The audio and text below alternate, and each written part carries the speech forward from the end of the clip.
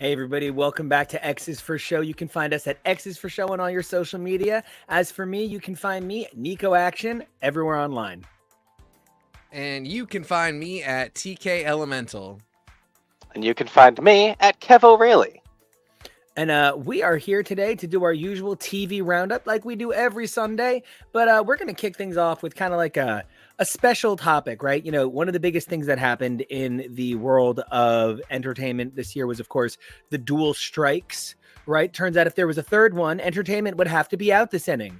But, we had the WGA strike, we had the SAG-AFTRA strike, and it actually impacted a lot of TV. And we're going to talk a lot about how, it's good that these things were impacted because, people's jobs come first, livelihoods, quality of living comes first. Our entertainment can be second, but I want to kick things off with a kind of fun question. If you could see any show through time have continued all the way to now, no matter what season it would be on, I would really love to know what that would be. Like, for instance, if Buffy had never been canceled, it would be on season 38. Is that really the number, or did you make that up? No, that's not really the number. That can't be. I'm 38. Well, because it's 28. Sorry, because it ended at 7, and it's 21 years later. So okay. 28. I think for me, 30 though. Congrats. Right? Get it, girl. I think for me, I really want to know where Melrose Place would be if it had never been canceled. If we were staring into the barrel of 35 years and it's Kimberly's I was going to say, Kimberly can't keep talking. Kimberly's in space now, shooting the Jewish space laser at Michael. She's half cyborg. Oh, yes.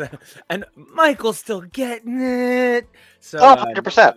How about you guys? What show do you guys wish could have survived all that time? Actually, you just pitched me on that one. I think a brilliant reboot would be as though the show had not ended, and we're just picking up at season 38. And it would be wild to do it with a soap opera where you're like, well, what storylines could we possibly do if we're topping ourselves every year? Anyway, sorry. I'm gonna go with a stupid choice, but one that plausibly could have gone the whole time: the X-Men anime. Yes, the anime in particular, not the animated series. Yeah. No, the anime, because, One Piece is 2,000 episodes in, started way before 1,000 pieces. Yeah, started way before the X-Men anime and shows no signs of stopping. I think that would be, they could have cleared every storyline and invented some of their own. I think that'd be fun. Kevo, how about you? Because I love that. I think for me, there's a lot of sitcoms that have been ripped from me far too soon. The reboot of Saved by the Bell was phenomenal. It even goes so far back as Happy Endings. A lot of ABC Family sitcoms like Single Parents would be on its 6th season this year. But this year, definitely Home Economics, which is one that was just taken away after we waited 9 months for an answer on whether or not it would be renewed. Nope. Devastating. Tasty Cake votes Dallas. Which you kind of almost got, but nobody really counts those miniseries in between, I guess. And there was a more recent one on TNT. Yeah, right. The one with Grant Show and what's her name from Victoria Justice? And also his name came back. And Edie's nephew from the 3rd season of Desperate Housewives. Yes.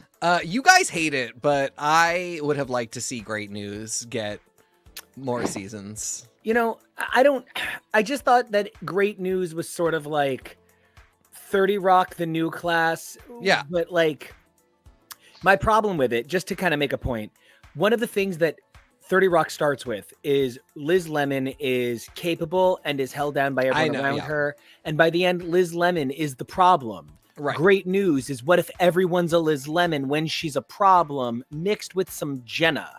And I just couldn't.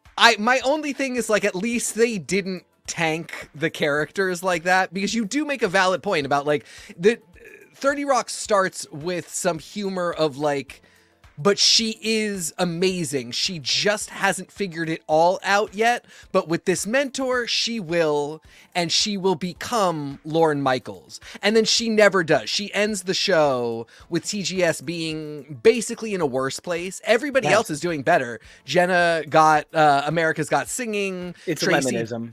Yeah, it's bad, but throughout Great News, they're all terrible all the time. And I don't know, we could have scrapped the whole cast and just done Nicole Richie. Like, Tracy Wigg writing Nicole Richie, just that would have been... I kind of would have spun Nicole Richie. And how about this? How about this, guys? What if instead we don't say goodbye to Single Parents or Great News, and Will starts being the weatherman on Great News, so we can keep both shows in sort of a what happens if Family Matters and Perfect Strangers needed each other to survive, you know? So pitted against what if Full House and Step by Step became Hatfields and McCoys. Oh God, yeah. I'm hungry for it. Okay. Strike's over. We're pitching all these. These are actual pitches for networks. Please call us. Please, absolutely do. And when you notice us outside your house, I'm kidding. So, I do feel like portmanteau sitcoms is probably the next frontier. I mean, we're going to get there eventually. I can't wait. I really think it could be a thing, right? NKOTBSB. Yeah. You know, and I also think there's, to an extent, an acceptability thanks to the fact that we live in a video game based world in a lot of ways now. You know, I loved that I opened up the trailer for Final Fantasy VII Ever After Before Next Week Crisis Infinite Earths times Agito, however they're saying it, this game franchise, because man, when they were like, oh, Agito, it means like times, it means verses, I was like, that is the word that I'm going to get like blazed onto my face. That just gives me a new way to look at things. Anyway, so now they're back to times or verses, and they put Final Fantasy IX in there, and I'm like, yes, I can do this all day. And I love that idea. I love Disney and Final Fantasy crossing over for Kingdom Hearts. It would not bother me if Donna Martin became the guidance counselor on a Boston legal show where it's really just like Boston Legal 90210. So, sure. All right. Sorry, that was too much fun. You guys are the best. So let's take a look at some shows that did not fare the best here.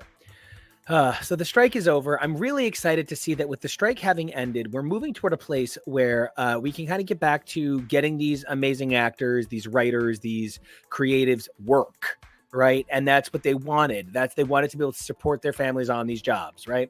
But unfortunately, the strike did take some shows from us. Now, this list is going to be kind of just discussing a general, this is what the networks have put back into position, have either canceled, have adjusted, however they're doing it. But this doesn't count stuff like Strange New Worlds season 3, which when that was given its pickup, they were already kind of like, yes, and to start whenever, which clearly is a result of the strike, but they weren't going strike. It's that, right? But also with any streaming show and also things that are on prestige networks like HBO, it's very common to end a season and be like, we'll probably see you within 2 years. But we're not saying when at all right now. When Stranger Things season 3 or 4, whatever the most recent one, if 4, ended, they were like, of course we're coming back. We have no news for you whatsoever. And then it was further like, okay, well, they probably would have started shooting around now, but for the strike. So it's probably going to be a minute. But it was very common pre even a hint of the strike to just be like, yeah, Westworld, who knows? We'll get it to you when we get it to you. And like, that's also a little bit like post Pando world. Yeah. You know? Yeah. And then there's one that I just want to point out because I just think it's so funny. We lost some shows to the pandemic, really, truly so sad. We lost some shows to the strike, really, truly so sad. And then there are shows we lost to things where I'm like, is that really how it happened? I'm telling you, the only reason High School Musical, the series was canceled was because Olivia Rodrigo had officially played out the drama of her and her former castmate. So there was no news cycle left for that show. and it was associated with an aged news cycle. So this isn't the definitive list of what's canceled either. Yeah. So, all right. I want to start with some shows that had second seasons greenlit or third seasons greenlit and they're just gone. Amazon's A League of Their Own did not get its 4-episode second season. Guys, oh my gosh. 4 episodes. That's wild. That's I could film that on a cell phone. Come on. 4 episodes. Somewhere out there, the ghost of Tom Hanks's bosom buddy's character is rolling over in his grave. I still really feel like a huge problem. The problem is almost never the Amazon shows. It's Amazon. It's Amazon Prime. You hear that, Bezos? I would really... they should have acquired Hulu. Like, I would really pick up a network. MGM Plus. Well, then they should air their stuff on. But that's like not even. That's not like like give me a name, give me a brand. I think they're over Epix. No, seriously, MGM Plus is taking over Epix. Epix actually could be a brand. I think the name is sort of tarnished by the fact that they've never had a hit, but I would spin out something new and be like, from the people that have all of the money, we have funneled that into this company, and this, like, I would have picked a brilliant person to head it. And just like we were talking about how this Hulu acquisition for Disney might really be them saying, we're starting a new big 3. It's going to be Netflix, Hulu, and blank we're restarting the cycle. What started as broadcast, ABC, NBC, CBS, we're picking it up again with streaming. And these are the big 3 that, like, you can get relatively cheap. They're not prestige networks with a back catalog. They're putting out new material. I think Amazon could be the third leg in that big 3 with an actual... with third heat, Trivection, with an actual brand behind them, with a network head that's a recognizable name that says, like, I go for these kinds of shows. But we're sitting with a big 2 and then medium to big 6 or 7, where, like, we're all kind of subscribed to a few of them because we like their catalog the most, but they don't put out new content that we like. And, they'll have one new show that we really like, that one, but we can't convince our friends to get on that streaming service to watch that show, so it gets canceled. And it just feels like A League of Their Own is really a victim of that brand and hype machine where, like, I had Amazon Prime at the time. I actually just let it go because I just don't care anymore. But, like, the network that has The Boys, one of the biggest, most memed, most beloved shows when it airs. They just had another associated hit with Gen V, that they couldn't drum up interest in one of the nostalgia bangers of our young life. I think is a Netflix, or I think is an Amazon Prime problem. I don't think that's a League of Their Own show problem. I can't believe you would give up the 2-day shipping. I don't get 2-day shipping because I live in the middle of fucking nowhere. And I get free shipping as long as my order's over 35. So I just sit on items until it's over 35. And it gets, every time they're like, wouldn't you love Prime? It could get here in 2 days. Hasn't since 2020. Everything is 5 to 10 days for me. I can't. That's going to be the next thing we have to figure out. We've figured out how to beam entertainment straight into our homes. I would just like it if my packages could just materialize. I mean, my solution is, like, trying to move to New Jersey. Like, I'm just like, I need to move where there's an Amazon warehouse closer. We don't have Amazon delivery drivers. There's no, in Portland, Maine, there are no Amazon delivery drivers. Then what's on your streets? UPS, postal service, it all goes through them. That we're kind of maybe starting to get, like, hints of them because the entire town revolves around the Whole Foods. But it's sort of like, Whole Foods, you are responsible for dealing with the Amazon related business of Portland where we don't want to put any more money. Anyway, totally off topic. I quit Prime, saved $100 a year, and I don't regret it. And speaking of this idea of like why you're saving money and you don't regret it. Yeah. I think when we're talking about why you would cancel A League of Their Own, you're talking about something that was supposed to be a big hit. Amazon had so many of these early on. They had, Rise of the Pink Ladies was Peacock, but Amazon had a few other like Man in the High Castle. Yes, huge. All of the money went into it, and then nothing came of it. Yeah. And I kind of feel like for all the talk, Wheel of Time isn't the next Game of Thrones. No.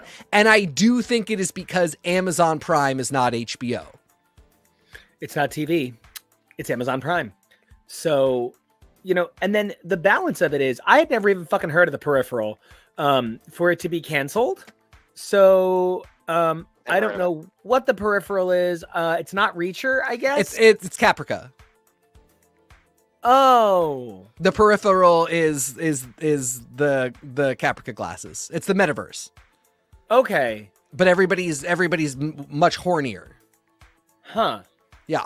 I think Chloe Grace Moretz could take over the world if she made better choices. And it's like there's another show that's the comedy Uploaded. Upload, yeah. Is there an Amel in that? It's one of those. Yeah. That is the preferred way gay people pronounce their name. It's probably pronounced another way, but that's what they're getting. No, it's Amel. And if you know, and if you're watching the show, you probably know. I want to point to this comment. Man, High Castle was super awesome. It kind of fell off at the end, though. I feel like that is a problem that Amazon has a lot, too. They let something start strong, and then they kind of let it flounder. They have a lot of great ideas. They don't put enough energy and support behind. It's the very much the Google and Amazon. We have all the money to acquire the thing and start the thing. Yeah. If it is not the biggest thing. Yeah, thank you for this comment. The Peripheral was really good. I'm sure, yeah. It's just there's no promotion behind it. I haven't seen a poster of Chloe Grace Moretz in a year or two. I'd never heard of this damn show. Really, really, really. It has Tania Miller, who we love from A Million Things. Like, it's got people. Well, so I want to say that there are a couple of other shows that got the cancellation treatment. A long-standing favorite of this show is, of course, Modern Family. And Modern Family has some pretty cool ties to Pitch Perfect, Bumper in Berlin, which is it had your boyfriend. I can't think of his name out of nowhere. Adam Devine. Thank you, Adam Devine and Sarah Hyland. Because you'd think Adam Levine would be Adam Devine or whatever. It's not Adam Lambert. There's too many Adams. Adam Lamborghini, and Lamborghini. This show got canceled before its second season could be filmed, which is a bummer. Honestly, though, I'm not too invested in Pitch Perfect. I don't really understand. So, but I care for these people. Yeah, I hadn't heard that it was canceled. That's wild. And I just think it's a few too many, franchises. Because, like, what we're talking about is League of Their Own franchise, essentially. Pitch Perfect. A franchise. A lot of this list is partnership tie-ins to franchises just got axed. And I think that in some ways might be a good sign. I think our fatigue with that is a good thing. We're never getting rid of Marvel. We're never getting rid of Star Wars. And those are like, they'll be around forever. In a worse way, like bedbugs, we are never getting rid of the DCE. Some form, in some new evolution and reboot and revamp. Yeah. Maybe one of these days it'll be a good one, and we'll be like, the bedbugs fixed all the other problems in the house. Such good bugs. But there are some where it's like, Pitch Perfect, a perfectly lovely 3 movies to enjoy increasingly less, but not so much that they were ever bad. A TV show like whatever. A League of Their Own. I love the gumption. I love the woman-centric story and cast. Probably possible to do it without it being a League of Their Own. Maybe somebody else will be like, what I saw in that show, I will create as an original thing, and that will succeed. Maybe it'll be called Glob. Gorgeous Ladies of Baseball. Yeah. Something that's always funny to me with stuff like that, too, is this isn't even the first League of Their Own TV show. They tried already immediately after the movie, and whenever I see people being like, everything is remakes. Like, you don't even know how many remakes there even are. You don't know how many times there have been things. There's that thing that I'm on that kick about this week, which is the Spaceballs animated series that had the entire original cast, and how many people who want a Spaceballs sequel don't even know it existed. How many versions of Lucy did Lucille Ball play across how many mediums? I mean, the Lucy show, she's literally doing a version of her radio show that she had prior to I Love Lucy, which was essentially the same thing as I Love Lucy, but different. Yeah, it's the same vibe. One of the other things, though, that I think is really interesting is, we're talking about franchises that'll never go anywhere. There are some franchises that, when Vin Diesel eventually collapses in on himself, like a building, from how enormous the man is, and when Tom Cruise eventually, I don't know, can no longer continue to reanimate himself with the power of Xenu, I feel like, Mission Impossible and, Fantastic Cars and Where to Beast them, I don't know how they are going to keep going, although I do suspect that Tom Cruise has a Prince-like basement where he just films tons of Mission Impossible stunts for himself and locks them away in a vault and is going to release them through a subscription service after he dies. This feels plausible. It does, unfortunately. All right, but now I want to talk about one that actually I'm relieved about, and I feel bad that I'm relieved. They were going to make the mistake of adapting the greatest film of all time, Fritz Lang's Metropolis, into a television show over at Apple Plus. And I am just really glad that we didn't get a world where it was the Beats by iMetropolis released on Apple with several tie-in products that you can only do if you have your Apple Watch on. Here's my bigger problem with stuff like that. People are looking to make stuff like that ongoing series. Like they did Brave New World, and I think they wanted to milk as many seasons out of that as they could. Yeah. If you can just make a mini series out of a really cool idea, I would love a 6-ish episode Metropolis adaptation that's really good. Yeah, kind of. That's the thing. But something that's that good and beautiful of the level that Apple could do, that's done lovingly, I'd enjoy.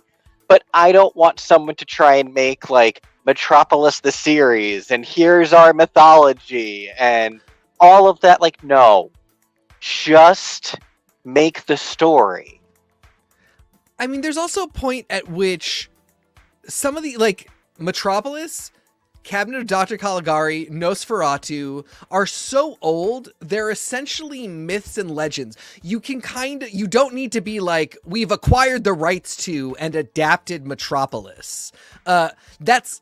It's one of the bases of science fiction as we see it and know it today. You can kind of just be robots in the future and then have a writer be I was really inspired by Metropolis. If you create a vampire that is bald with weird teeth and long ears, you can just say his name is whatever the fuck. I was inspired by Nosferatu. It's why most Christopher Walken movies have to film at night. Precisely. Great point. Thank you for bringing that into the conversation. He looks like your description of Nosferatu. Moving on. He has hair. I mean, it's back. But anyway.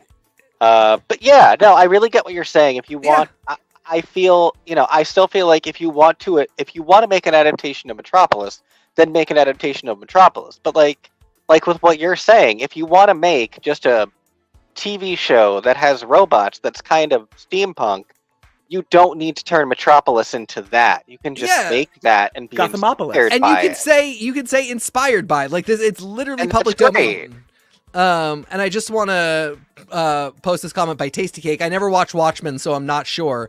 I am actually literally right now rewatching. I couldn't believe when the Watchmen series. It is, I think, one of the greatest comic adaptations of all time. Wait, so then it's you. You watches The Watchmen. Me, TK watches The Watchmen. I'm looking at Dr. Manhattan saying, "You're on thin ice, friendo." Billy Crudup, go apologize to Mary Louise Parker. That's one where they say it was only ever intended to be one season, right? Yes, and it does feel that way, although they very clearly were like, but if you say you loved it enough for another one, we wrote it, fine. It is absolutely amazing. I have been trying to like do light research because I want to at least get through enjoying it a second time before I discover all the ways it's terrible. Of course, Alan Moore hates it. That's fine. I feel as though I'm actually very impressed at how respectful Damon Lindelof has been of the fact that Alan Moore hates it and doesn't want it. That's always a weird position to be in where you're like, I'm a fan of this person, and if that's true, I should maybe heed their words and not adapt their material that they don't want to see adapted, but also, you know, man's got to eat, and by eat, I mean get a second fucking Maserati or whatever when you have that. And Damon if someone's Lindelof going to do it, it might as well be me. Yeah, exactly. But Watchmen is really fantastic. I think Watchmen is like the exception that proves the rule. I don't think we should be trying to do Watchmen because we almost always fail. I thought The Watchmen was going to be an absolute disaster.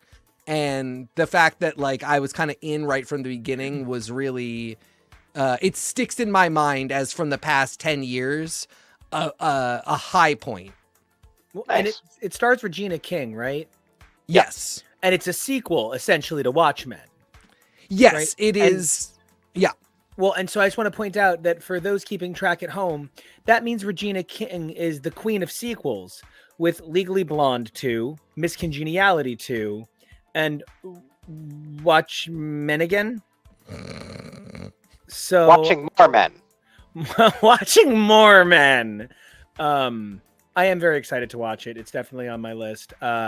Damon Lindelof really being cool about it with how many people like don't like his adaptations of anything he does is a really good sport about it. And it always kind of reminds me of that Tori Amos thing where Stevie Nicks gave this interview in like 1994 with Rolling Stone or Spin. And they were like, what do you think about young women in rock now? And she goes, there's one woman, I'm not going to say her name. She's a redhead who plays piano. Anyway, she's not that talented. No one's going to remember her. She's garbage. You know who is the most talented woman in rock and roll and who will never go away? Courtney Love. She's the real deal. That's why I gave her permission to cover Gold Dust Woman for the Crow 2 City of Angels soundtrack. And that's how I feel about Damon Lindelof's Alan Moore situation. It makes a certain amount of sense. We're gonna pin that one and talk about it later because that's a whole episode in and of itself. But I also want to say, like, it actually goes to the heart of, Moore keeps saying that to him, all superhero comics are fascist police states. But to Grant Morrison, Grant keeps saying that, all superhero comics are actually romance stories. And I think that the truth actually does lie in between. And things like, from what I know of Watchmen, not romance necessarily like, love romance, but the idea of a romance tale. I think that the shows that get it the best are things like Watchmen. And one of the things that we're going to bring up right away when we get to the moving forward with dates, I am very excited to see what they do with Agatha Darkhold Diaries. Can't wait to delve into that. But I just want to say real quick, I'm glad you brought up that quote because that literally is The Watchmen is those two things. It is a romance and it is about superheroes are a fascist police state. Those are the only two things it is about. So Alan Moore, and that's why it's so surprising to me that Alan Moore, because like clearly it goes beyond that for him. It is just don't do it and that's fine. But they heard without because that the show predates that quote. He is right, and they heard him. Alan Moore is going to one day defeat everyone who's trying to copy his work and adapt it by shooing them into a little shack on the beach and then just rolling his fingers and it tumbles into the ocean. And he's just like, sorry. It's a good plan, actually. Yeah, I might save that one. I'd watch it.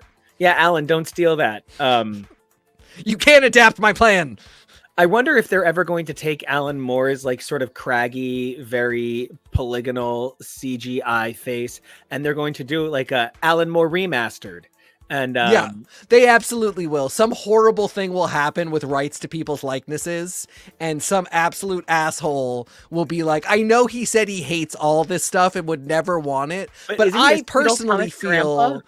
This is a gift to the people. So I have made Alan Moore bot. And please pay me. Hopefully it's as successful as Alan Wake remastered.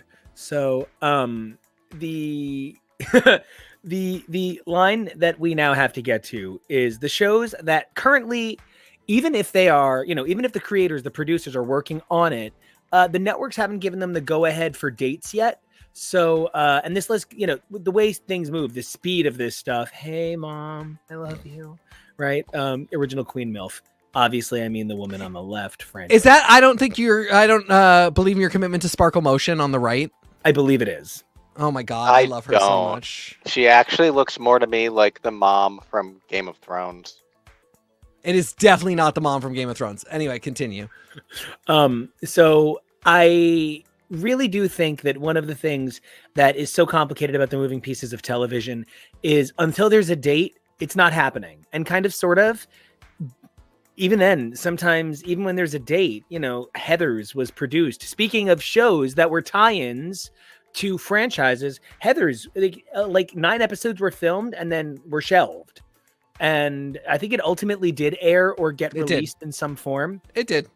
But it was shelved for multiple years. And that's a tough thing. So we're not saying these shows are never coming back or that there is no intent to bring them back. We are saying that at the moment, the very schedulally powers that be, it's a very Castor Soto my zombies kind of moment, have not put these back on the schedule just yet.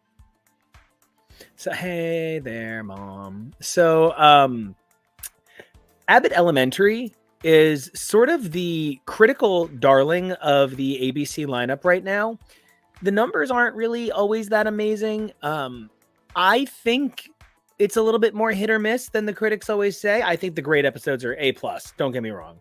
But I sometimes think that the show benefits from a little bit more time to think about the stories. So with Abbott Elementary not currently on the schedule, I think that's a good thing, actually. Let them really build up a brilliant, perfect third season. And the scuttlebutt is that there will be fewer episodes this season, that it's going to have to be different because, the show typically starts in the fall when the school year starts. And it will now be mid-year, so they will probably reckon with that. So this might be a little bit of a boutique season for them. And given what we're getting with Disney and Hulu, and how that works with ABC, this might be a very interesting transitionary point. Abbott could be one of those shows that maybe this season is the last traditional one, and then we see more of a mini-series format as part of a flagship Hulu lineup. I also want to point out, because we made the jokes about Amel before, and now here he is trying to save his career in a strike shirt after the assassination attempt on the strike earlier. Yeah. And I love to see... That's not an Amel. That's not an Amel?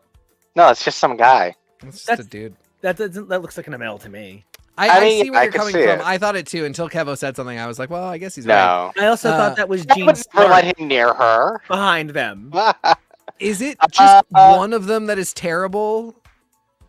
Yes, it's just the Arrow one as far as I know. And I feel like the only reason I think that can't be Gene Smart is I don't think that's Gene Smart's hair. Nobody in that photo is Gene Smart. I want to be really clear. He thinks this one is Gene Smart, but I see the face. That is absolutely not Gene Smart. But I feel like that's just not her hair. I literally just was looking at Gene Smart's face because she's in The Watchmen. I also want to say that Also, Kevo's beard is always shades of there. Sometimes, hey, Polar Nights, sometimes all of us kind of have to play with our lighting a little bit. Yeah. So I am currently the same color as my background. I kind of This is like the lower end of my medium. I will call out. We've got Michelle Hurd in the back. That's there. who I was like. Well, but I do see Michelle Hurd, so I know that I'm not crazy. And Michelle Hurd is Jerry Ryan. Michelle Hurd and Jerry Ryan are two flagshippers of the strike for me, because they got on video, like in like TikToks, like not, pro interviews, and really explained. Michelle Hurd really explained how little money she gets for doing this show, and that it is literally difficult. You think she's a semi-household name. We all know who she is right off the top of our heads. I would recognize her on the street. That's famous to me. And we think of famous people, maybe Brad Pitt is overpaid, but I think we expect that the Michelle Hurds of the world can live where they work, which is in LA, which is an expensive city, and be fine. And what she really said is like, all these Star Trek shows, not fine. That is not, there, no residuals, very little money coming in, and there's no set schedule. It's as we're talking about now, they don't tell you we're greenlit for season 3. We'll see you in 6 months. They say you're under contract. We'll call you when we call you, and you better be ready, and then you won't get paid that much. So she's just one for me that the strike for me was like about her. I want her to make a living because I love Rafi. Yeah. I really get all of that, because one of the things that I think it really highlights is like, and I'm not singling out Star Trek, which we love to praise, but sometimes Star Trek will say, oh, but think of the convention appearances. Even when you're not on, if you're on a Star Trek, you've got a career for life. And I don't think it's that simple. No. And like, sure, do you have opportunities to make money? Yes, but sure, we all do. Right. And also, like, the Friends cast could do cons, but they got contracts and a show that allowed them to. I mean, I'm using a terrible example, but like, people up pre-streaming, even in minor shows that didn't do that great, could pay their bills and know reliably, okay, we got picked up, so that means you're good. And if we didn't get picked up, you go audition and start this process over again. And you get paid an outsized amount because you need that money to tide you over if the show is not picked up. You have, contracts that allow you to get residual. I mean, there's a whole system in place, and streaming really threw a lot of that out the window. And, they didn't do it because there are more cons now for actors to go to. Star Trek is a unique thing where, like, if you want to hustle, but that also means you're traveling all year, all over the world. It's a weird thing. It is not reasonable to expect people to do cons. It's nice that, hopefully people won't starve because they can do them, but that is not the actor's contract. The actor's contract is not, we're also giving you the opportunity to do cons. Something I flashed to a lot is a few years ago when Tyler Posey, who was the lead on MTV's Teen Wolf, signal boosted his sister's GoFundMe for college. Like, didn't even really put any pressure. It was just like, hey, I'm retweeting. My sister got into a really great college. And people like lambasted him as though he was begging his fans for money, which he wasn't. But there was even a lot of language basically saying, like, why don't you just send your sister to college yourself? As if he was some kind of multimillionaire off of Teen Wolf. Like, I understand he was the lead. OnlyFans werewolf money. And it ran for 100 episodes. But I feel, too, like there is this bizarre perception of what actors must make and what a career in acting must be like if you are recognizable. And everyone's got to eat, man. And I want to throw up this comment for Polar Nights. Did you guys look at the new sci-fi show Beacon 23? Actually, literally, yes, right before this. Just it popped up in an article for me, and The only thing I saw was Lena Headey is in it. Cersei from Game of Thrones. That's enough for me. It looks like it's about a space lighthouse with Lena Headey. That's plenty. I'm in. I have not watched it yet, Polar Nights, but it's on the list, and it may be something that I convince these two to watch with me, and we talk about it in the future. Created by Zach Penn. I also just want to point out that this says, I heard Justine Bateman is not happy with the deal. I think that's an important thing to consider. Not everyone is happy with the... Oh, sure. I only just also want to put out there, maybe I'll take it from somebody who doesn't constantly play incestuous with her brother. I'm kidding. I am totally kidding. We owe Justine Bateman for being the whole reason people thought his name was Justin Bateman for 20 years. So True. Just life is such a sweet insanity. Thank you, Roberta Flack. That's of course the Hogan family theme song. So this deal was a compromise, and that means that the actors did not get things they wanted. The kind of residuals and percentages that they wanted are not what they got, but they can work for another 3 years, making enough to live. Is that Jolie Fisher in the middle next to Fran? It looks like it could be, or it could be Katie Seagal. It's not Katie Seagal. It is not Katie Seagal. It is Jolie Fisher. Yeah. Are you sure? If you Google her, immediately it is Jolie Fisher. Yeah. And also, hold on. This is another Watchmen poll. Hold on. Keep talking. I got to get her name. So this one looks like Robert Duncan McNeil from Star Trek, but also I don't believe it is. Well, so while we get together some of these deep pulls, I just want to read off a few more names from this list. Yep. Blue Bloods is indefinitely delayed for season 14, which I think is because they need to find the paddles to resuscitate it. I mean, I'm sure it's going strong, but season 14 on a procedural, Jesus Christ, can a hobby procedurals?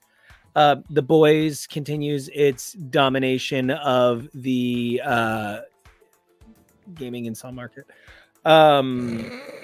Emily in Paris, which I just tend to think is like a sitcom punchline, but it turns out it is a real show. Continues on Netflix. It's a fabulous lady show for ladies. There are 3 girls who are the straight women equivalent of the 3 of us who love Emily in Paris and are just living for it. And I'm not going to yuck their yum.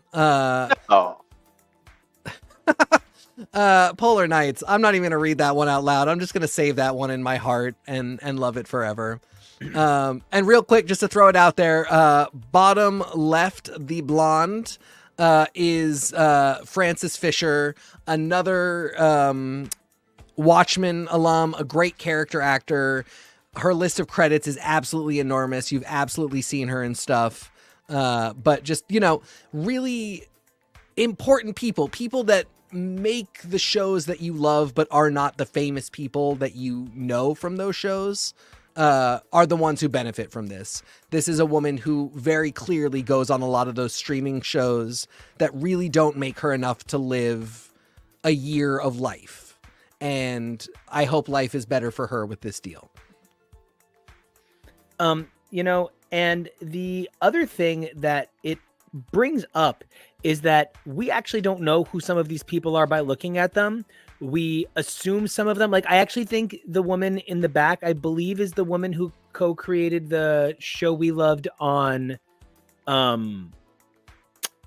Peacock that I can't think of the name of right now, Rutherford Falls. But I've only seen her 3 times. Yeah. So I these creatives that live behind the scenes, we recognize Fran Drescher and, Jolie Fisher in part because Jolie Fisher's father stuck it in everything in the entirety of the world in 1950 and 1960. But, the reality is not all of these people are that popular. They're just creators. They're not faces, which makes it a lot harder for some of them to get that respect. My favorite thing, my eye keeps going to it, is the staff Wi-Fi screen behind them. She's truly pulling all the focus. It's giving. A couple of other things that currently have no dates. But okay, I'm gonna challenge one of these. I'm gonna come back to one of them. I'm gonna end on one of them because that one I don't think ever coming back. But Ghosts on CBS, which is like my parents' favorite show in the world, I guess they love it. That's the new Evening Shade. It's the new Dave's World. Let them have it. It's Touched by an Angel. I'm dying to know if it's actually doing well. It is. Like it's got numbers. It really does. Yeah, I believe it. It's one of the, it's less that I can't get the information and more that I haven't bothered to look. I see advertisements for it everywhere, and I'm like, I assume this is just going to tank. So, so then we have Hacks, which once again, Jean Smart. That's part of why I think she's there. Hacks season 3. I'm a little bummed. Ironheart season 1. I know they've been filming, so it's not like it's never going to come out, but not on the schedule. A Knight of the Seven Kingdoms, The Hedge Knight, a Game of Thrones prequel story, currently has no date, I guess. The Last of Us season 2, no writing room date. Last of Us season 2 is coming for sure, but not even a writer's room date. Nothing. But again, I feel like we wouldn't be super far off from the same status quo without the strike. This is 100% one of those. They ended one of the biggest, most memed, strongest shows of 2023, and HBO was like, thanks a lot. You will get the second season when we give you the second season, and I don't care if your child is in college by then. Also, The Last of Us. Another guaranteed it has to come out is Yellowstone season 6, the final season, part 2, which I cannot even kid you. I looked it up. They haven't even started writing it yet. Yeah. I weirdly have a thing about Yellowstone, but and then You season 5, not the Haps right now, but that's also definitely coming back. Oh, for sure. But the one that I don't think is the guarantee. Yeah. I cannot see Euphoria season 3 going full force, going full steam. I think it will come back, and I think it will be a disaster. I think really? Zaslav will be like, I know the young people were doing this, and it will be like Sydney Sweeney for an outsized, enormous amount of money, and like 3 of the bit characters. Like, I don't even think they will get what's his name's daughter, who I think is the best part of the show, Apatow. I don't think they'll get Maude Apatow back. Like, they're not getting Zendaya back. They're not getting Jacob Elordi, who is just, this year he is eclipsing his need for that show.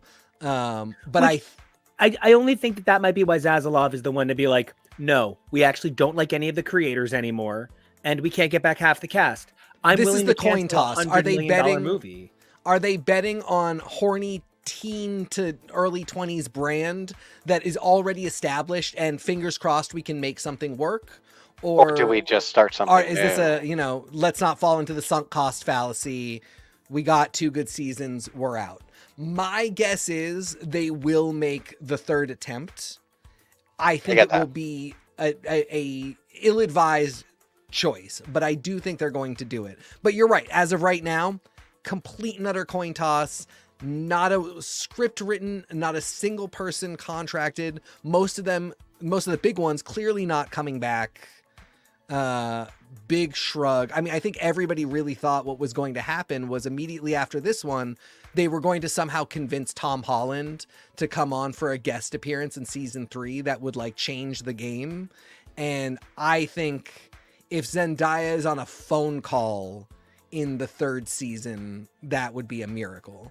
I was actually going to joke. I feel like if they get her at all, she's just going to be on her phone, like not paying attention to the scene the entire time, and they'll write around it. Oh, she's a phone addict this year, so she's on her phone too much.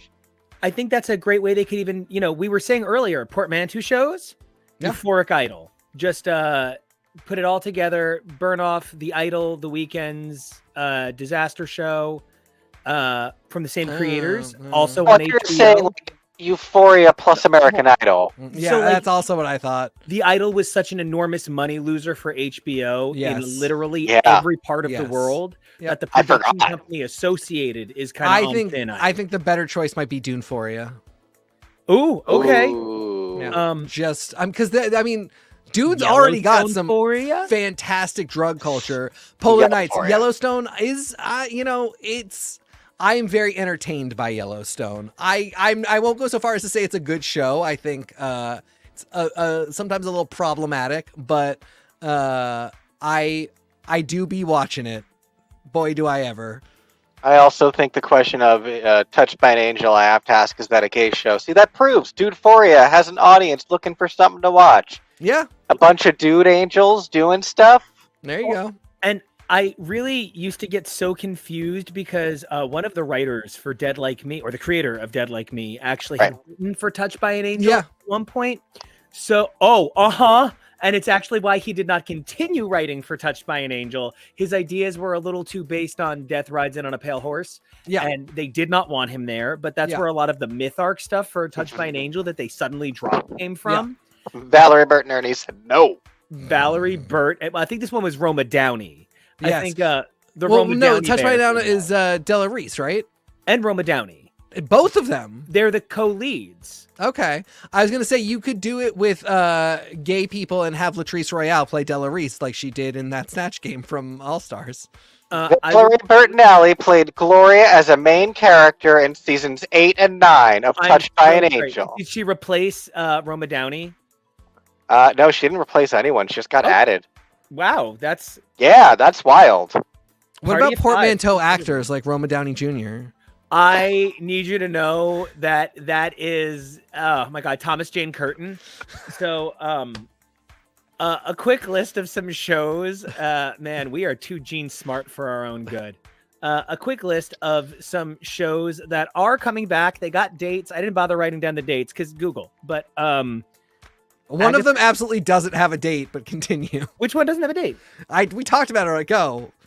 You gotta remind me. Agatha Darkhold Diaries, Bel Air, Citadel, Daredevil Born Again, Echo. Oh, Grey's Anatomy, right. The difference is Grey's Anatomy was given the full 100%. So Grey's Anatomy was literally told to get back to work the minute the strike ended and has already gotten money funneled into it. And they're already doing pre-production. Yes. And some of the shows on this list that have dates have been told we'll get to you in several months. That's the only reason I bring it up is because Grey's is uniquely, they were gung-ho to try a season without Ellen Pompeo. They knew they were going to do it. Come hell or high water, Grey's Anatomy is getting made because it used to get viewers no matter what. People just showed up. Yeah. And the question is, were people showing up for Ellen Pompeo?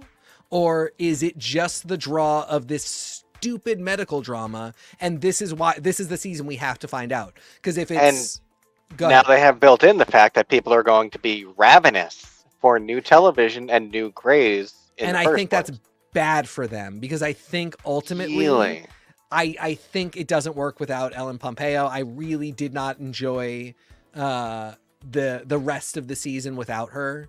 I just don't care. And they have so few of the original cast now. They have not selected good people to replace that cast. And I think if it were just a standard 20th season without this, like, everybody wants to know plus the writer strike, I think it would be very clear that it wasn't going to work. And I think it might take us to 21 or 22 before they see that. What? And I'm just, seriously, I wonder if Grey's Anatomy could like Archer's Anatomy themselves and like season 21. What if Sandra Oh never left? Season 22. What if TR Knight never left? Season 23. What if the cast was actually, 10 years earlier and so didn't have all the medical advancements? Like I could actually see them using the function of the device that is Grey's Anatomy has treated itself as a flexible canosity by virtue of the fact that it is a 20-year medical drama and things just can't always be verbatim, and have a little more fun with it. I honestly think they could. I think it is a better idea than just let's keep doing the exact same thing, but with these characters and these actors who just aren't the same. What if we switch in other Ellens? What if it's Ellen Burstyn and she bursts in? Ellen Burstyn, I think, already, she is, oh God, I love her so much. Ellen Barkin, come on. I mean, we've got a show, baby. Ellen DeGeneres, but she's playing against type, so she's nice. But she still dances. She's just a coma patient that they poke. And dances, exactly. Yeah, she dances in the coma. Wild. I just want to say that Tasty Cake's comment of could have not been better timed before. This podcast should be on TV. I would love. We agree. Please write your nearest congressman. Yep, that's who you talk to about getting things on TV. Couple of more shows that don't have exact dates or do, but like they are in production again. We have Mandalorian, the Mr. and Mrs. Smith show talking about Amazon can't pick a fucking hit. Doesn't that have production done? The whole season is done, but they keep pushing it back. Right. Okay. Peacemaker is now not coming out until 2025. That's season 2. Yeah. Yeah. Stranger Things, they haven't finished the pre-production on the second half of the final season. They're going to rush that. That'll start filming soon. Well, good, because the cast is going to be 3 years older than they were in the previous part. So the way the show ends, that's fine. Yeah, for me, it creates a sense of discontinuity of performance. That is something that I occasionally do think. Was bad in season 4. They were already too old. Millie Bobby Brown was like just holding it together to not be sexy. It's going to be worse this time around. If you're in it at the end of season 4, like if you held on when season 4 started, you're in it. And if you're not, I don't blame you, but that you were a lost cause anyway. Okay. Accepted.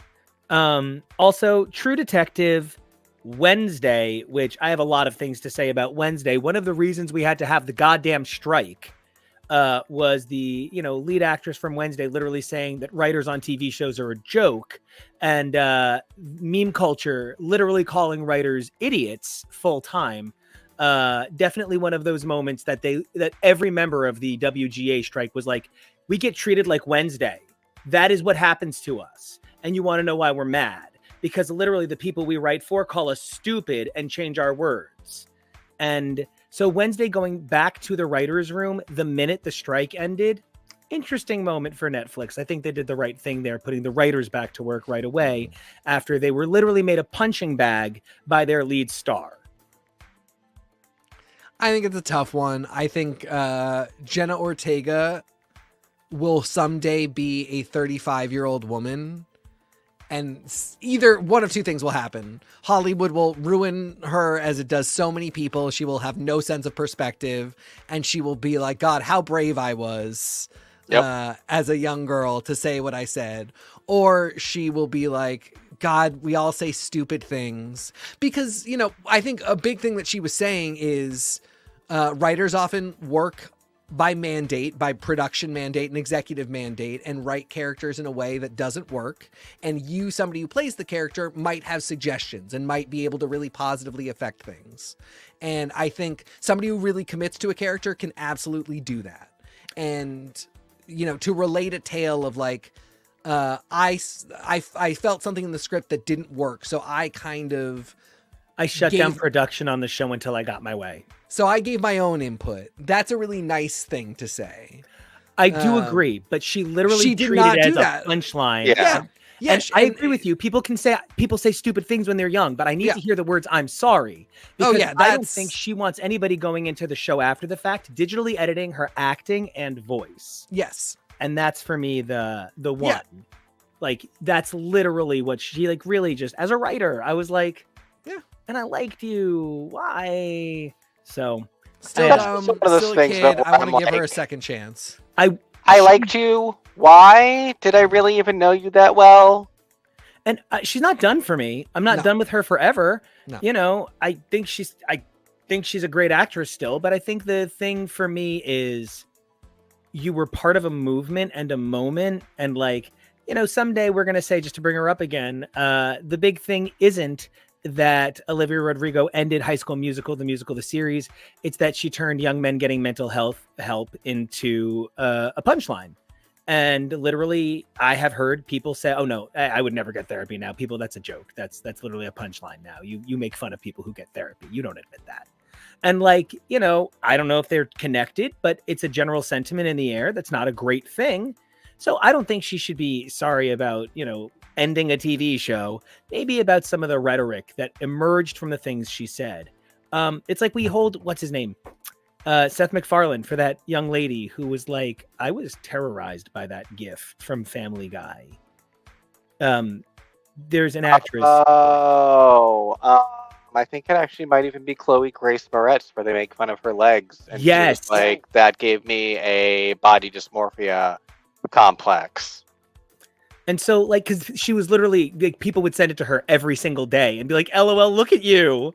And so, like, we do get into a situation where, like, a lot of what the strike was about kind of like reclaiming things, because I was getting heated about the WGA strike a moment ago, but this is still the SAG-AFTRA strike. And these people are saying, hey, I'm getting digitally edited out of things and digitally edited into things.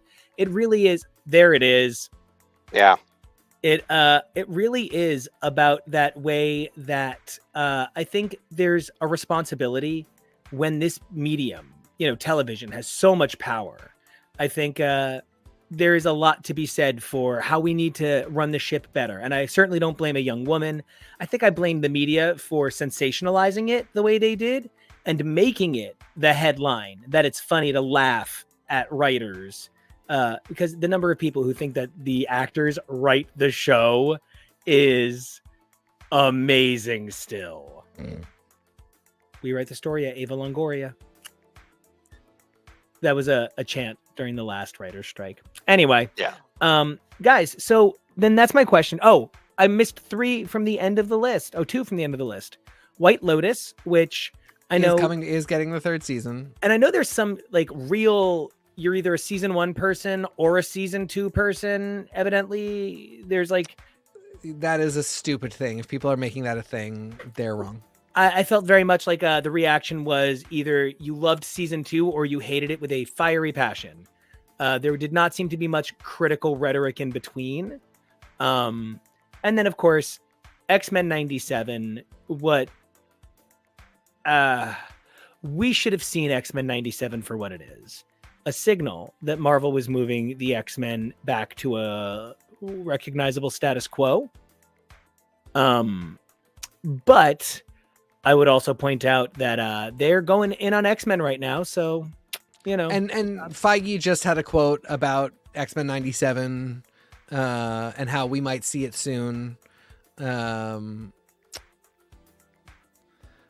knows? I think I was actually like, X-Men 97 is just kind of whatever at this point until that quote, and now I'm a little worried that there are eggs. Even a single egg in the X-Men 97 basket to me is an egg too many. Currently easily clearing the bar for most beautiful showrunner running a show. But man, is that also clearing the bar of showrunner who maybe should not say so much stuff. Of course, everybody has the right to feel free, but you then get the consequences, and I don't wish those consequences. I don't like experiencing them in the fandom, so that's why I don't want it to happen. Not because people should just shut up and do their jobs, but because, man, you say extreme stuff, you incur extreme reactions. And for as heated as I got about the writers' strike and be like, writers deserve respect, writers. Here's an example of a writer saying some stuff pretty stupid. Yeah, and, not stuff that I think deserves respect. I've had some really actually nice interactions with him on, formerly Twitter. And, I had good, exchanges, suggesting good runs of X-Men or whatnot in a thread. But like, here's an example of a guy who's basically said, no, I think a bunch of the comic stuff is stupid and I don't really like it. I like the TV show, thank you. Which is exactly what we are saying was done to writers in the same breath. Mm-hmm. What you do is stupid. I'm going to pick other stuff. So it is really important because I do feel kind of like I turned purple I got a little like anger grimace. It's just, I think as a person who has literally had to explain to people, the average writer in this guild who is told they have a job, makes so little, and we don't even talk about it. I'm so glad the SAG-AFTRA strike did, so much good. But the fact that the SAG-AFTRA strike kept going after the WGA strike, I think also erased the WGA strike as well. So I think I was just getting a little sad for an industry that is trying to be replaced by robots. So does anybody have any final thoughts on moving out of this strike territory and into a brave new world? I think most of these shows are going to come back. I am really excited. I feel bad, but excited from an interested perspective, not taking glee out of anybody's loss of job.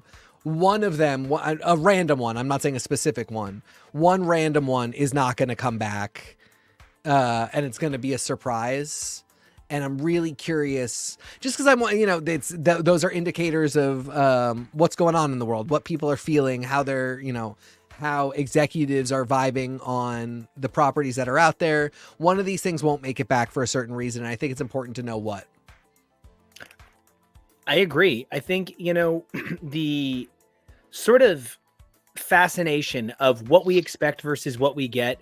Kevin and I were just watching a clip on a Scream YouTube channel talking about some stuff that got cut from the final version of the film, where if you actually know it, it makes scenes that you were fine with, I guess, always, you never thought about it, makes them even stronger. Are you talking about the original Scream or Scream 6? Scream, the original Scream. But when you don't know those parts are missing, when you don't know that it was actually the original draft was Stu and Randy were best friends, and the Rules horror movie scene actually was just Stu and Randy by themselves, and that their friendship was a huge part of the film. There's stuff later on that you don't really question, but it's ultimately kind of weird when you look at the picture of them saying, this is going to be the post-strike television world. This is the best idea we have for it. And then you see what actually is still there. It's going to be really fascinating to see which parts did you never question weren't there, and you were just fine with it. So, agreed. Kebo, do you have any final thoughts on the post-strike life? Mostly, I would draw attention to Tom's comment of, I want to know if Heir to the Empire will happen, which was never the official title, but something we didn't talk much about is the film industry, which is also going to be affected by this. So I'm going to be curious to see how a lot of things are affected by it. We talked yesterday about 4 Marvel projects that got updates, but there are a heck lot more that are in the works, on the schedule. We talked about how we think Wonder Man is gone, but nobody really knows what's going on over there. So mostly curious to see updates on the things that we don't know anything about yet. And, I see that we have one of our favorite people heading on out, and been a blast having you with us, Polar Nights. We also like to go to sleep thinking of TK smiling, right? Aww. But those of you staying with us, we're going to take a short break. And when we come back, we're going to talk about I felt like a street light. I was so gaslit. It was this was Gotham by Gaslight. I was absolutely attacked this week in reality television. And I can't wait to talk about two specific examples with Lego Masters and RuPaul's Drag Race UK, which is the actual alphabet soup of the queer existence. So, all right, guys. So we're going to bop to a commercial, come right back, and we'll see you guys in like 2. Yes.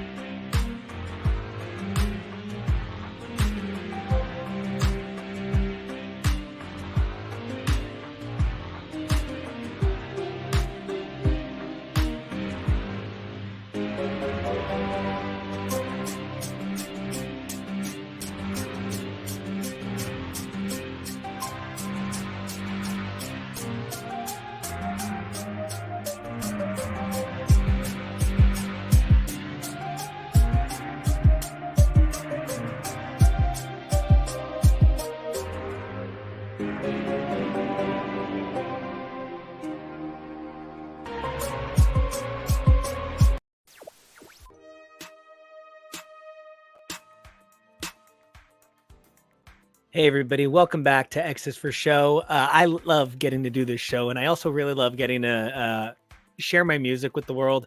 We talked for a minute about Mandalorian and that mix of Mandalorian. I am like, every time I hear it, I'm like, yeah, I'm proud of this. So you can check that out over on my SoundCloud. Really excited to share that. You can hear in the background my interpretation of RuPaul's now classic Catwalk. Now classic. Now classic. You know, it wasn't classic before I made it. That's what I call classic. Right? So RuPaul's now classic. And really fantastic. Right. All right. Let's talk about some reality shows that came for me this week. Came for me hard. Okay. Where are we going first? Lego Masters. I don't know that I have that much to say about it other than it came for me. First off, we haven't covered Lego Masters for the last 3 weeks, so wow. Okay, so we got a couple. Cirque du Soleil. God, what was the one? This week was Brick Chic. Brick Chic. Oh, is it Brick? Is it Brick? Is it Brick? Yeah. Okay, that Is It Brick episode. Thank you for bringing it back up. Yeah. Oh, I'm sorry. You were bringing. I wasn't trying. No. So I mean, like, real quick, because if we talked about all three, we would go a real long time. Cirque du Soleil, I thought was such a good concept for an episode, and I loved doing super teams. I thought the challenge was actually phenomenal. It really asked a lot of them. I think the only thing that I was a little disappointed by was that they made the people out of Lego rather than minifigs. Which I guess I get from the motion perspective of, like, they had to articulate. That's one of those things that makes you think, like, is there a brand idea in between minifig and literally creating people out of Lego? Right. But so cool, so great to see people work together. And this was unfortunately one of those ones where these people don't quite know how to do reality TV in the same way that others do, because very clearly what happened was Poppy was going home immediately, and that's why there was no loser. Yeah.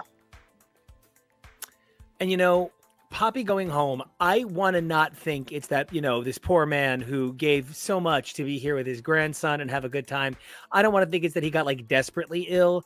I want to think it's something like, this is hard on your fingers, and he's probably older members of the American public often have arthritis and carpal tunnel, and like, you physically get tired, man. And yes. Praying it's something simple and unfortunate, but like, oh, bummer, man. We love to have you. Yeah. And maybe Ben can come back next season. So here's one thing about this show that I want to say, that it has maybe slightly lower stakes than some of these other shows that we're talking about. Lego Masters is, because the prize is so inconsequential, it's a cash payout and you are Lego Master. Yep. Or now this season, cash payout, Lego Master, you make a set. Like, it's not it's not like, you get a recording contract, you get a TV show, right? They don't take you on tour. So they've already greenlit this year's holiday season, next year's season, and next year's holiday season. So these holiday seasons give them an all-stars opportunity. So I think Ben, having just, had to go out on a technicality, that guy's in a great position to get partnered with, Cheryl Hines like last year. Yes. What I will say, taking it to the next episode, if you were to make a bigger career out of having won this, if you were to be a drag queen who tours off of your experience on Lego Masters, you are Stacy.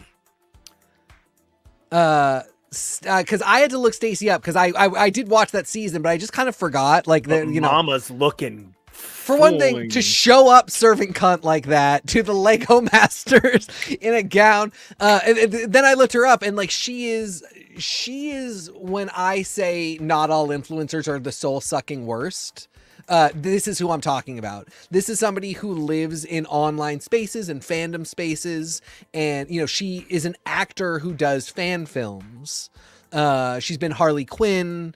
She was in another big one, but like she works. And this is another brick in the structure that she is building, that like she can tour with, she can do stuff with. Poor Nick does not have a Wikipedia entry. Stacy's got a big Wikipedia entry. I forgot that was her partner though. He's so cute, but he's very ornery. Yeah. And the fact that he did not show up, I was interested. Yeah. You gotta wonder if she's got the better agent.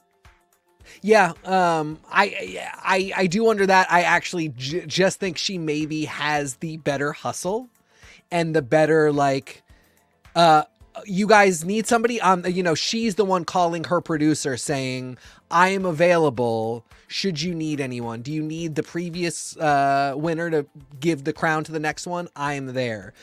She's a hustler. So I just love that you brought up what you did before, because like, I think there could be a career for Lego Masters, you know, for people who've been on this show. And I think there could be a broader career for participants in the same, not to the same level as drag queens, but to a degree. And I would love to see this community work that out, because there's so much creativity and inspiration.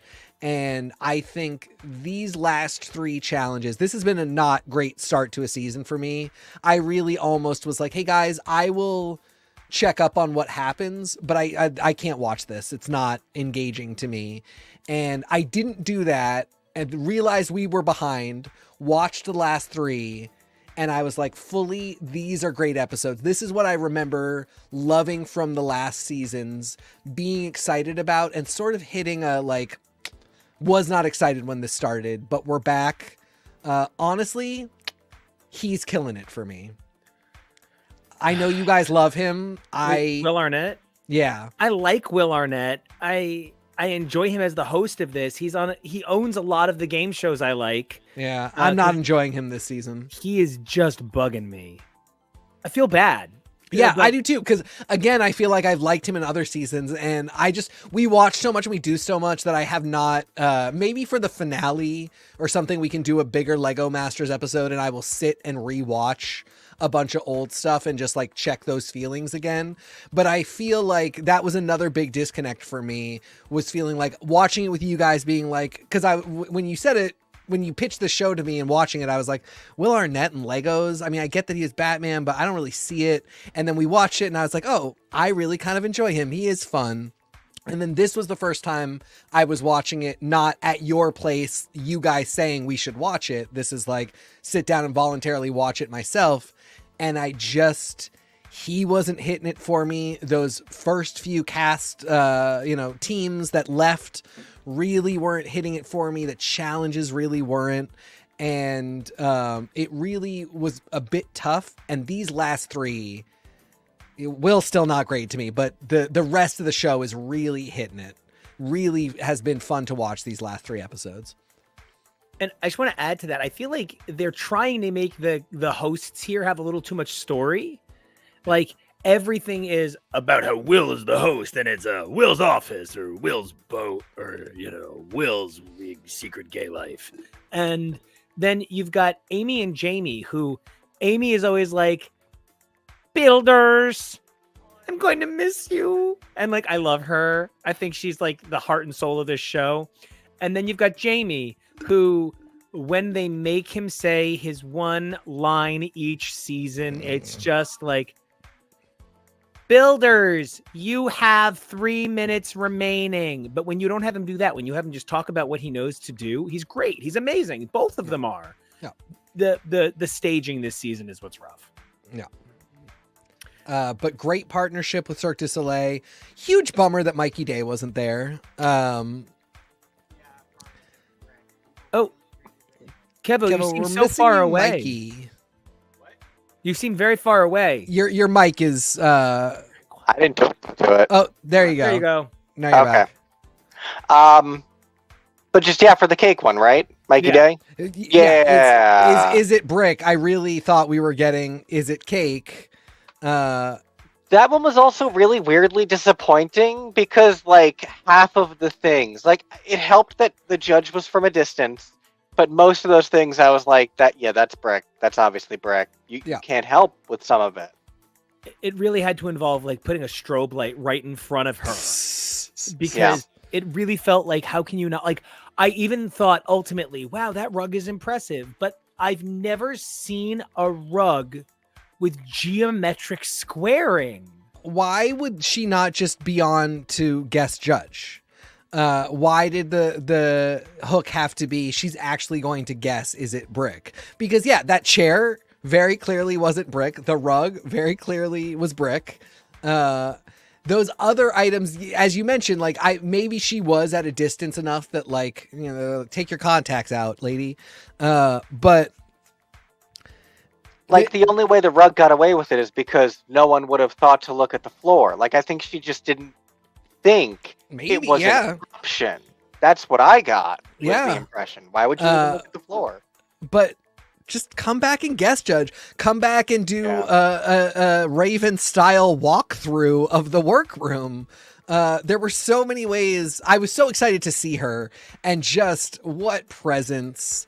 But absolutely, that particular function for her was very silly.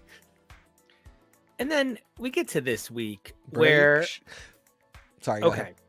I love the guys who won. I think their "we're the villains" edit is silly and adorable. Yeah. I actually think they're harmless. I think they're, Christopher and Robert, I think they're both very sweet guys. They, Christopher just wants to have a moment where he's funny. Clearly, he wants to make people laugh and have a good time, and he's got a slightly weird sense of humor. I think they're great. They did not deserve to win this goddamn challenge. Did you realize that if they get to the end without a win, it's a problem? Like, it did feel like that. Paul and Nalita, clearly in it. Christopher and Robert, clearly in it. I do think that they're, Sam and his mom, of course, are, just give them the crown. Theirs was one of the best ones. It was them and the two ladies. Yeah. Oh my God. Those two women they sent home. Oh, sorry. I didn't mean them. I didn't mean them. Sorry, that didn't win. That they made safe. That was a legitimate bag, man. Yeah. And like everything.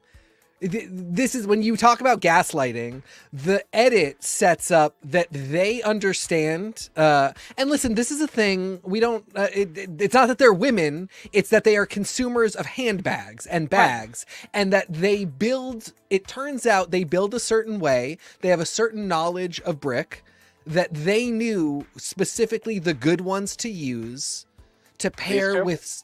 No, not them. The older moms. Suburb moms. The mothers, this one. Yeah, Emily and Kelly, thank you.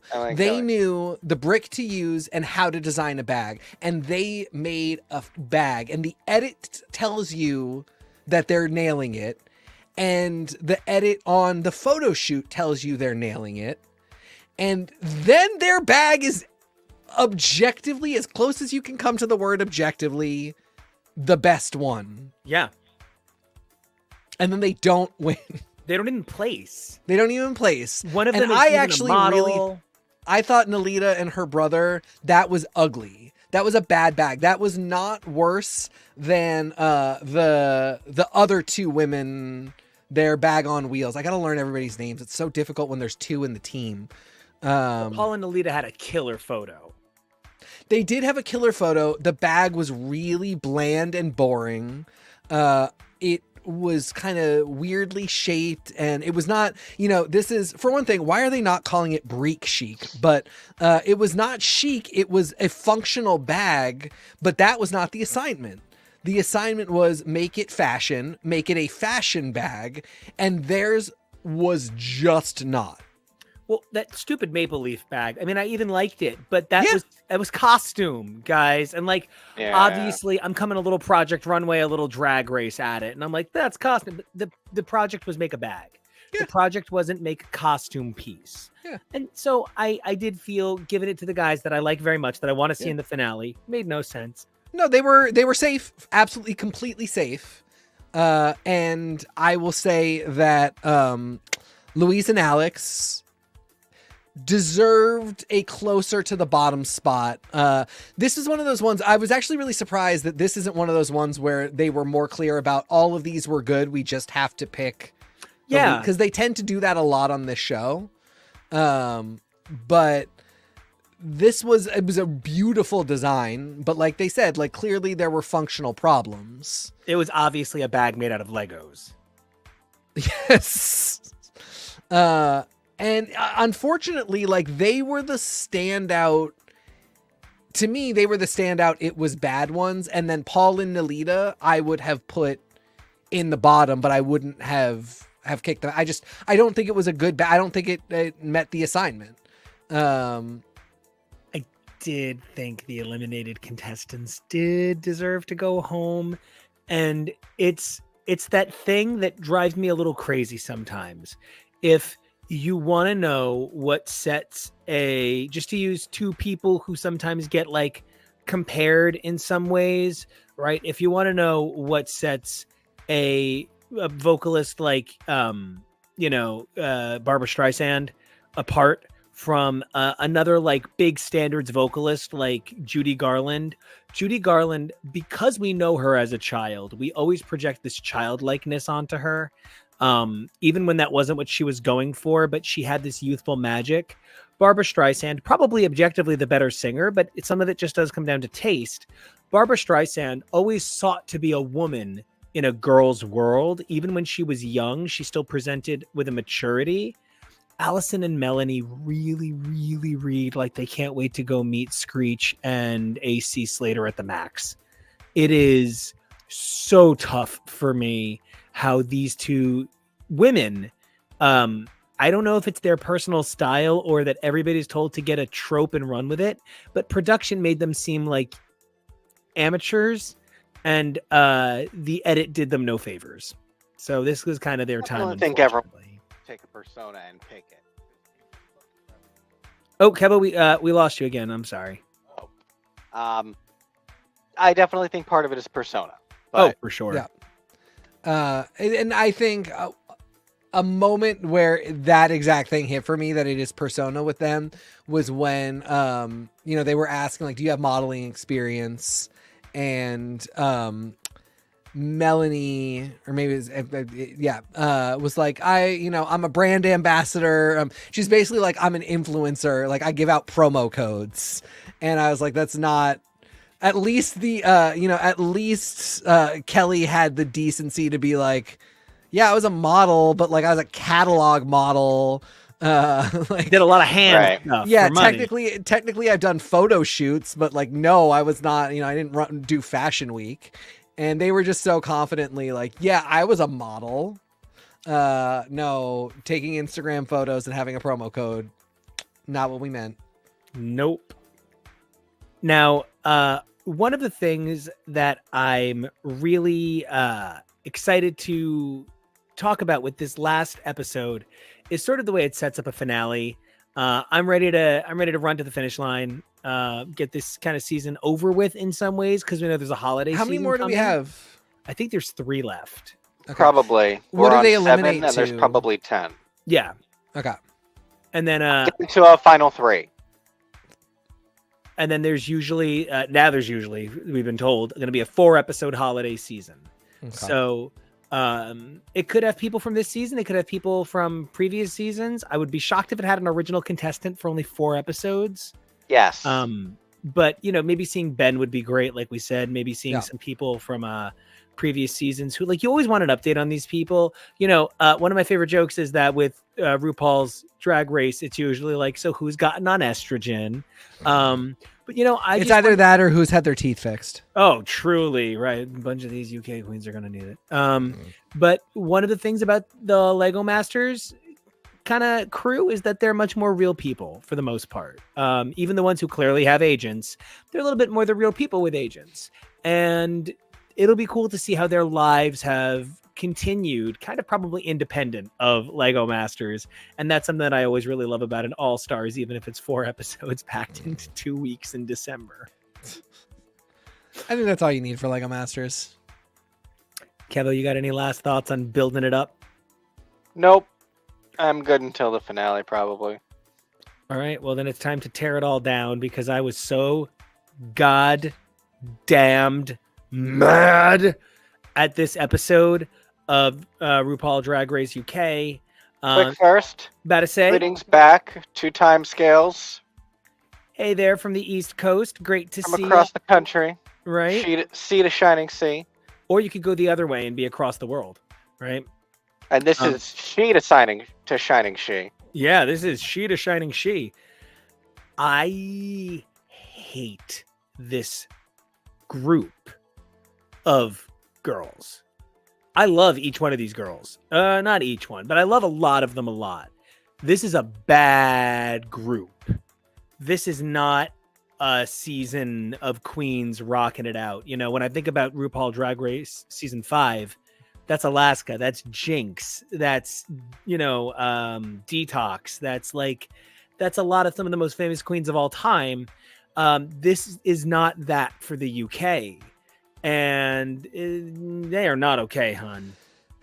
I think it's a twofold problem. One, the thing that we had been talking about prior to this, which we can kind of let go of a little bit now that there's fewer people and they're not doing it as much, but it was that idea that I feel like they brought a lot of these people on to be more like US queens and make a season that was more like a US season and had drama and fights and nastiness. That's chilled out a little bit, but we're now getting this thing of every person came in with this well, I'm the greatest. I am known, I have had a career. I am known in my area as the best. I'm coming with talent. I'm coming with so much. And then it is my turn up to the plate and I strike out. And sometimes that's a great thing to see. Sometimes that is a great storyline of I still am that talented, but I got in my head. I got psyched up. I just screwed up. I made the wrong choice. Sometimes, even Naomi Carter with that ugly dress that RuPaul was like, it's almost so bad it's good. That's a great example of I can dress really well. I can put together a look. I chose one and I just got it slightly wrong, but that's an entire fail. This is one where it had to be a pass and it would have been a swing, or it's a fail and I failed. These girls just keep not hitting it when it's their turn to, or they're the best in the episode and then it's not that good, but because they were the best in the episode, it gets spoken about oh, they were amazing. With Kate, I'm getting a little frustrated because her confessionals and her banter show that she is so smart and witty. And every once in a while, she'll throw something out that really indicates that she's there. But then Snatch Game was her moment. She said it was her moment. And she face planted. I don't want to say face planted, but it wasn't great. It wasn't her moment. She didn't seize that moment. Caramel came in and said, bow to the goddess. And when it came time to do goddess stuff, she just kept failing. And she's the closest one to get that, I actually really am a goddess. I'm just making bad decisions. I'm just this isn't my element. But in the context of everybody else, Michael Maruli showing up weeping because he's finally here. He's 80 years old and finally his drag career has brought him here. And then just being good, just fine. And he's not here tonight, which kills me. But Jonah had a really great point that he's seen online. Caramel is 3 months into hormones. She is not at her most emotionally at peace with herself at the moment, even if she is now emotionally at peace with herself, right? Yeah. So she's on a journey, and and when you're older, Michael Maruli detailed 11 major breaks in bones, and it is that sort of nature of how tough this whole thing can be, how aggressive and unforgiving drag as an art can be for so many people, that I think one of the things that it really offers us is a chance to think about these people, not just as performers, right? Yeah. Think about the weight that each day carries on them. So, we are very clear on this show. We are never coming for these women as women. We are just kind of coming for the character, the performance, the person that's being, and that was my whole point about, Jenna Ortega even. We're coming for the person that's being portrayed here by the production, not the human. Yeah. And that's, I think, where none of these women are seeming like humans. They're just seeming like production dolls. And it's, nobody's going to tell you to come on and go, I don't know if I'm that great, but I'm here. But Dee Dee, I don't know if she's that great, but she's here. She keeps coming in with this strength and confidence, which I really do respect. I feel bad. Like I'm not trying to shit on anybody, but every time it's, and actually she does, she's so confident, but then specifically to the challenge, she goes, I don't know if I can do this thing. I am not prepared. She keeps showing up not prepared. She's super confident in who she is as a drag queen, and I think she should be. She makes a lot of choices I don't agree with, but, she's confident in herself, and if people love her, I want her to have that great career, but she keeps showing up to the challenge going, I don't know if I'm funny. I don't know if I can do this. I don't know if I can do that. And then lo and behold, she can't. And then production goes, you were great. You are at the very least not in the bottom, which so many times I have thought to myself, yes, in fact, she is in the bottom. And this was really the biggest one where it just felt like if she's in the bottom this week, she has to go home. Mm-hmm. And somebody, Rue or a producer or the council of producers said, not ready for Dee Dee yet.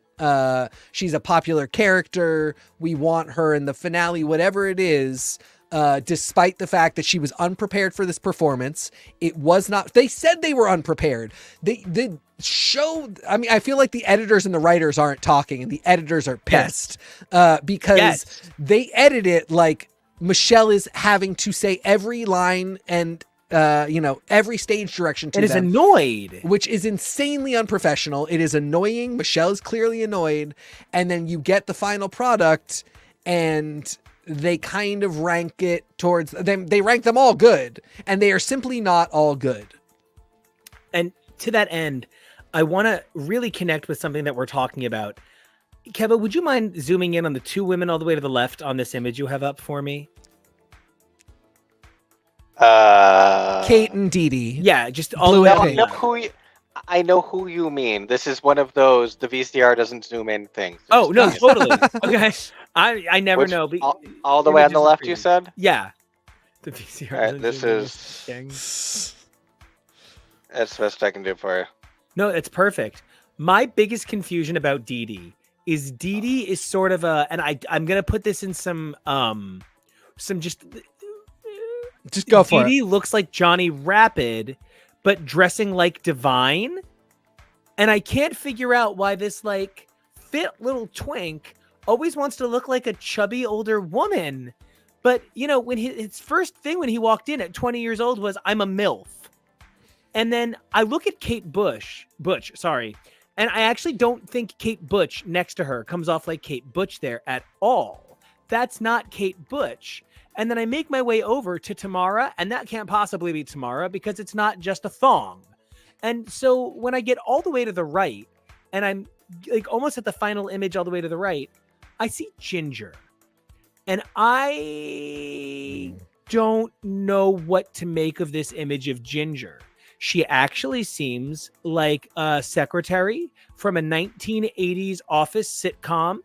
And she's been superimposed into this image. She's not all the way on the right. She's almost on the right. She's in purple. Here's where I came to with Ginger this episode. Not in boy drag, where she has a very different personality, but in drag, she is Britain's Mrs. Kasha Davis. Okay, and I love Mrs. Kasha Davis, but then Yeah. I don't you know what? I get it. I bet Mrs. Kasha Davis would be all the rage in Belgium. I Well, bet they but have a I'm lot also more saying patience like for her. Mrs. Kasha Davis could give you uh 80s secretary, Okay, you know, yeah. and so I think what you're saying is right. I just don't like Kasha Davis can give you a woman from every era from 1930 to Yeah. today who is that age. Yeah. And has that look, and Ginger in drag has the same look, but then I don't know that she owns every aesthetic that she employs for herself to use. So the character, there's not like much of a character with the Kasha is always in character. Kasha is, The 1960s housewife. Mrs. Mother. Kasha Davis is a Time Lord. In every era she shows up in, it's Mrs. Kasha Davis in that era. And that's why I say, like, if you said 80s Mrs. Kasha Davis, that's going to look so 80s, but still so milfy and still like whatever the 80s phrase for there's always time for a cocktail, she can give it to you 60s. She can give it to you the honeymooners. Like whatever you want, it's always Mrs. Kasha Davis. Ginger has really good looks, but then there's no conviction behind them of who Ginger Johnson, the woman, is. But Ginger Johnson, the boy, can act and is really funny. And it's just genuinely very handsome. And very handsome, but he acts for 5 minutes for the scene that is the challenge. And then on the runways, it's just I want him to think of some of them as scenes and come up with a cohesive character that Ginger Johnson is. And I just don't see it. And the only reason I wanted to point out that he's handsome is because you don't expect Mimi from the Drew Carey show to look like Jennifer Aniston under there. And while it's clearly not that level of extreme, I think he goes in that category of Dee Dee, where the look is not about being sexy. And this was not a season for sexy, because Dee Dee is sexual, but I think she is purposefully silly and campy. And she's got the triangle point to her eyes. She's not going for, you can't believe I'm a real sexy mom. She's going for, I'm a sexy mama drag queen. And I love it. But this week's challenges were challenging for me. I don't love puppets. Number one, I don't love puppets. But number two, this puppet challenge was actually a hate crime against all felted individuals. I could not believe for people who were supposed to have their hand up somebody else's ass, several of them had their hand up their own asses. This was a bad challenge.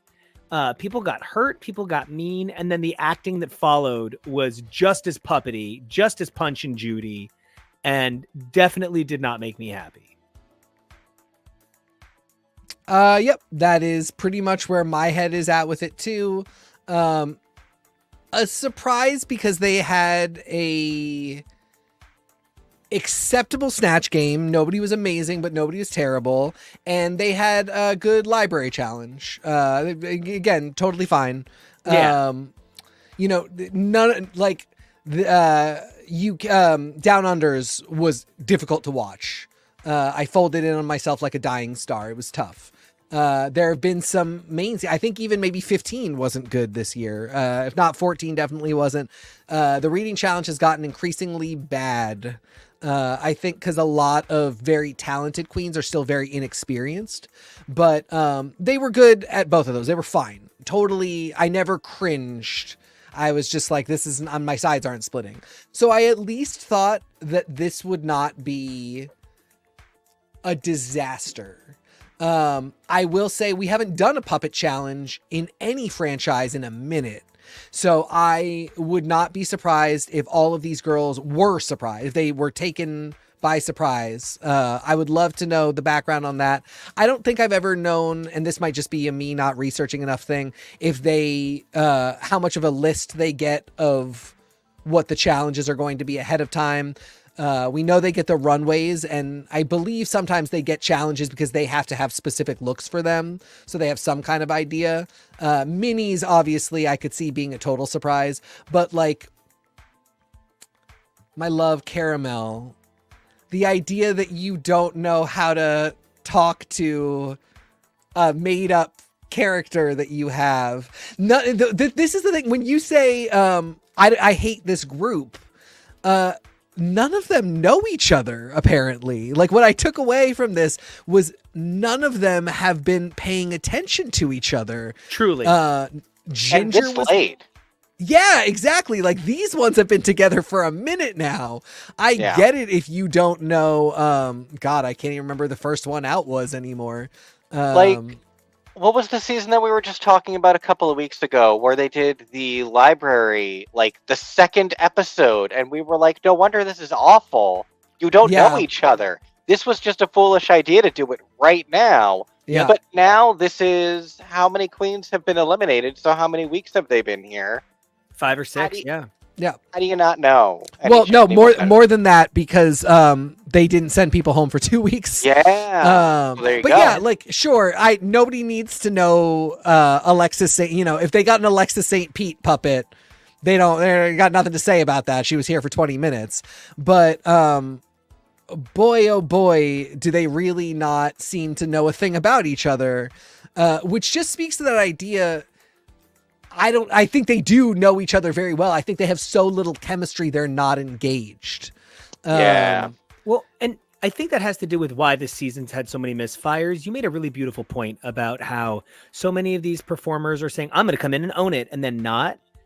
When you're told this is a best alcohol competition and you come in and you're a full-bodied wine, you're going to fail the beer challenge. You're going to fail the vodka challenge. You're going to fail the whiskey challenge. Yes. And some of these girls are incredible wines.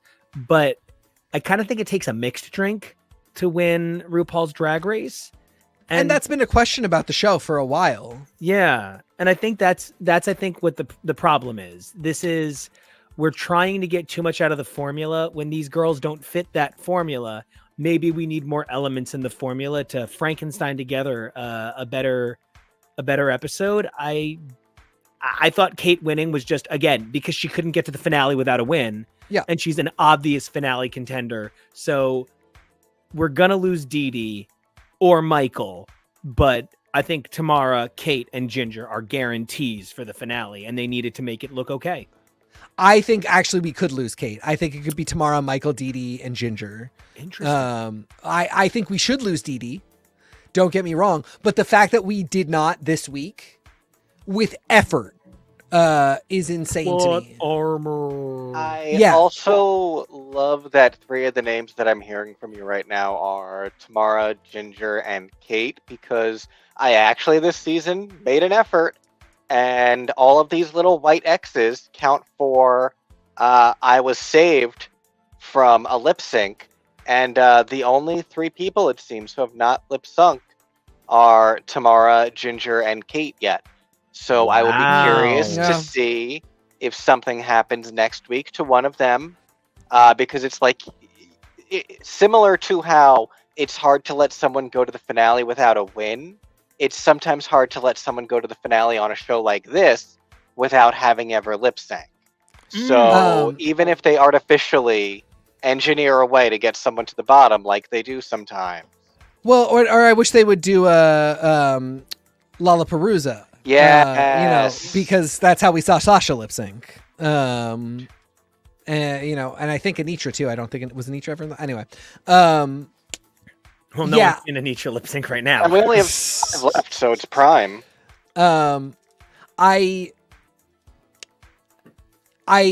think Kate should go to the finale, but I think she should have won earlier. Yes. And so, we're now in this awkward place. This wasn't her challenge. I don't think she was great in Snatch Game. I don't think anybody was. So I think she should have won.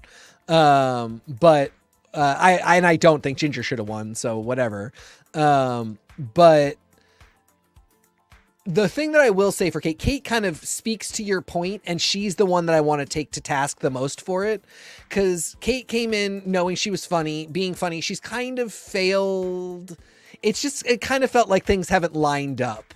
But she brought the funny. Like, she didn't not bring it. What she failed to bring that she knew she would need was good drag.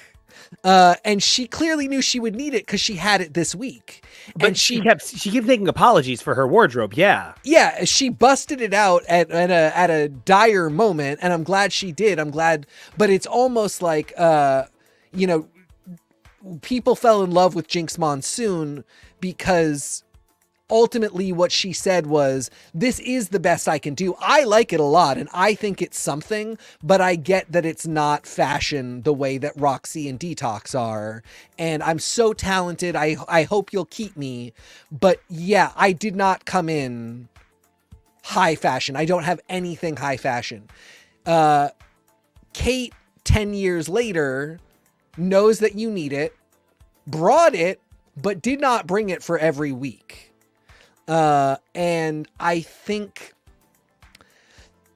for as ultimately mediocre in a lot of the challenges as I think Tamara is, I think she comes always as hard as she possibly can, maximum effort, trying to figure out how to do it. I think Mrs. Doubtfire was a fail, but I loved that she listened to RuPaul and tried something.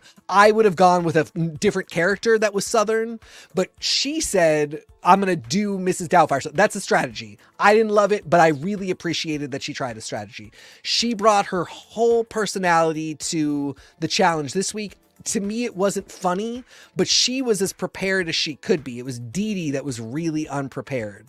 And on top of that, Tamara brought mostly fashion, a lot more fashion than Kate Butch, let's say. Yes, a lot of thongs, a lot of just body, but also moments of, when she had to construct garments, she constructed something that was really editorial.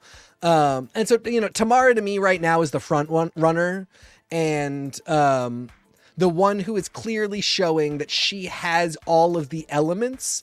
They're just maybe not as strikingly strong to me as like a Sasha Colby, who you saw had all the elements all the time, every episode, hitting A's, getting wins.